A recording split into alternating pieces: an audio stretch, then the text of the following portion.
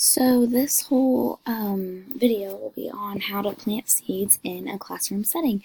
And I think this would be a really fun project to do with kindergartners or really any elementary school grade. And it's something they could start at school, take home, grow, and just kind of see what happens to it. So materials needed, you will need seeds, Ziploc baggie, paper towels, water, and a stapler.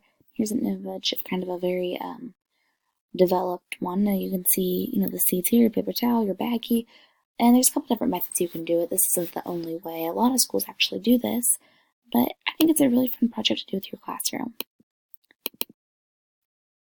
Experiment. You'll need a Ziploc bag. I use the sandwich size. Paper towel that's been made just a little wet and folded up. I'm choosing 3 lima bean seeds, but 3 seeds of any kind that you might have in the house. Maybe popcorn seeds from a package that you have there would be fine, and a stapler. First, we're going to take the wet paper towel. The water is needed to activate the seeds and tell them, hey, it's springtime, time to get up. And that's why we have so many rains in the spring, and that's why the things green up and come out of the ground as soon as it's there. We're going to put that inside of our Ziploc bag at the bottom. Now I'm going to flatten my baggie a little bit. My stapler is important because it keeps the seeds from lying right on the water of the paper toweling, because that might cause them to have some molding effects. So I'm just going to staple right across my Ziploc bag, keeping them from going and falling down into the paper toweling. Kind of making our own little greenhouse for them. And then I'm going to drop my 3 little seeds across here. And I'm going to zip it shut. Now, I don't want to take all the air out, but it doesn't have to be puffed with tons of air. But there's some air still inside.